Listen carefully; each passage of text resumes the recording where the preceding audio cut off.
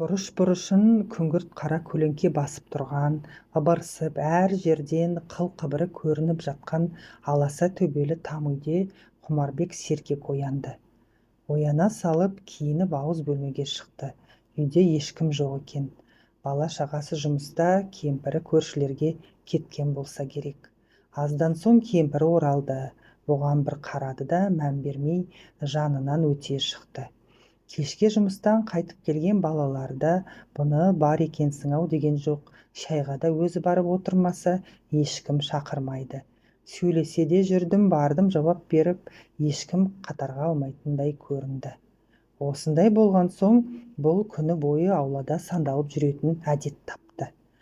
Біраз күн өткенде, бүйтіп босқа жүргенше, Алматыдағы қызының үйіне барып қайтқанды жөн санады. Сөйтіп, билет алмақ болып вокзалға келген. Әңгіме осы жерден басталды.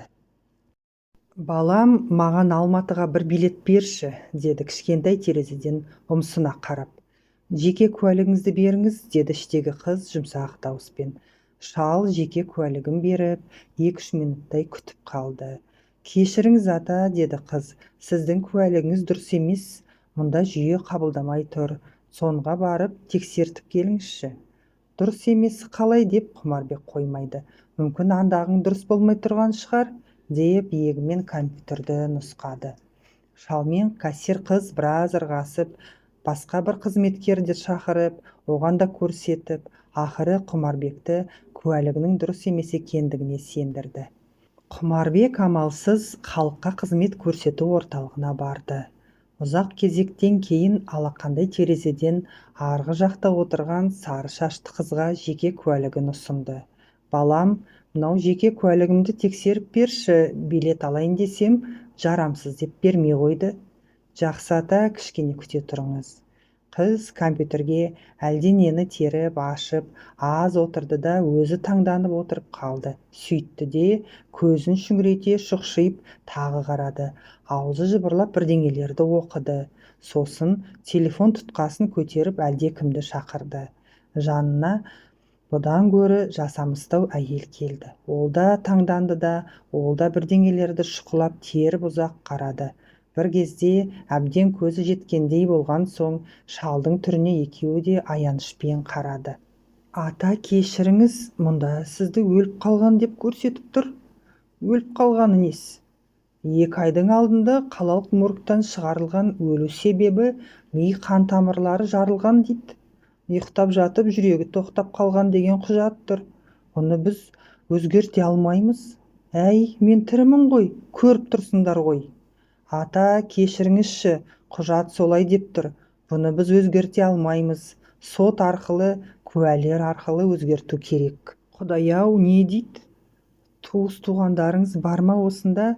Солар куәлік бола алады. Сот арқылы өзгерте аласыз».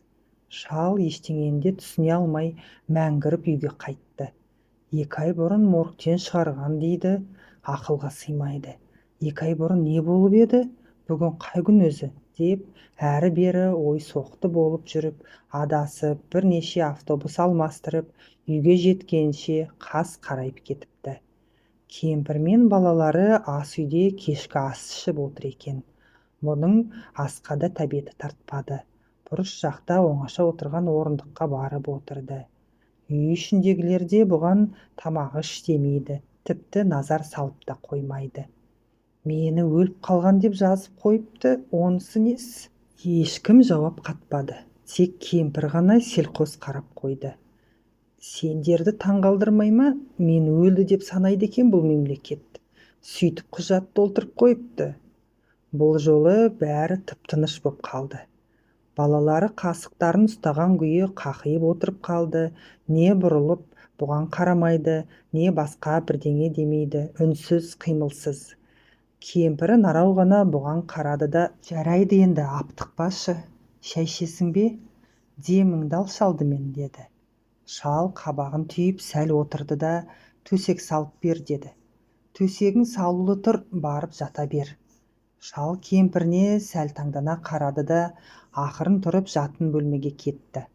Бұл ас үйден шығып кеткен соң-ақ балалары сыбырлай сөйлесіп, әлде не деп жатқанын аңғарды. Шал жатын бөлменің есігін сілкей жапты. Қатты шаршап келген секілді еді, бірақ жастыққа басын қойса да ұйқысы келмеді. Қалың ойдың тұманына сүңги берді.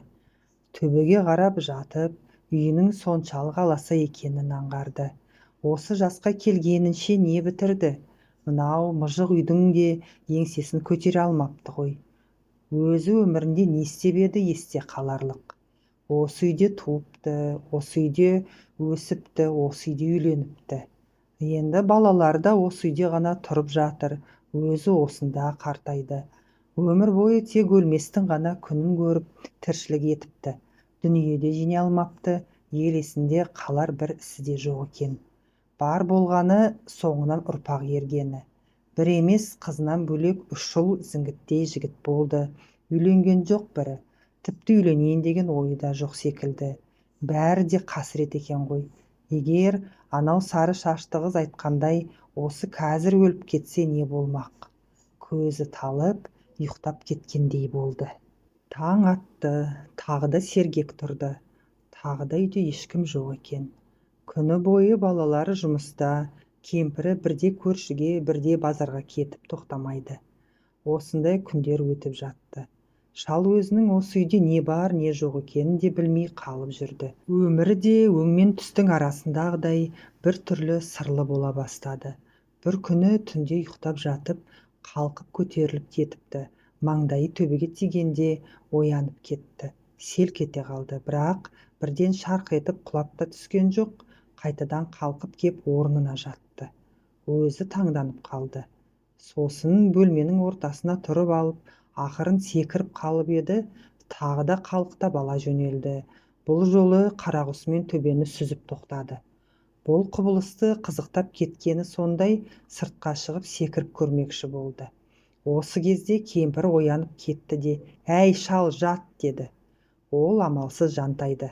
Таңертең түндегінің бәрі түс секілді көрінді, бірақ әр түні осы секілді сырлы жағдайлар қайталана берді.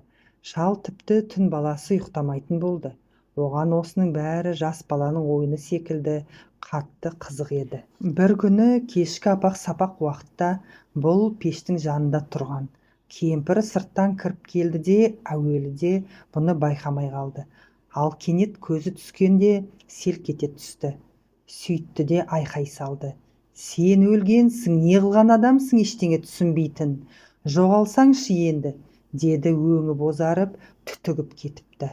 Осыны айтты да көзі жасаурап, жалт бұрылып ас үйге кіріп кетті. Шал не істерін білмей пештің түбіндегі бұрышта қалшиып тұрды да қалды. Шал жылағысы келді, көзінен жас шықпады.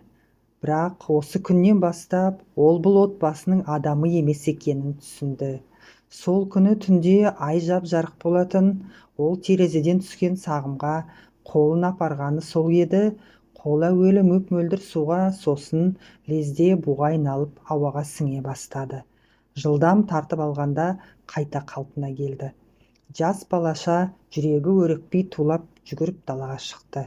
Тұтас денесінің алдымен мөлдірей төгіліп барып, буға айналып бара жатқанын көзімен көрді.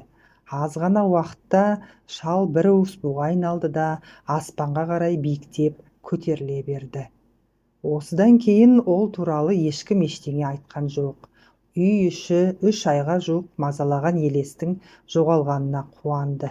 Кейбір өсек сөздерге қарағанда, оны кім сағынып аңсаса, сол сәтте ол жерге түсіп аңсаған жанның жанында пайда болады екен. Ал оған дейін осылай бұлтпен араласып, аспанда ұзақ ұшып жүре беретін ұқсайды. Оқыған Жазира.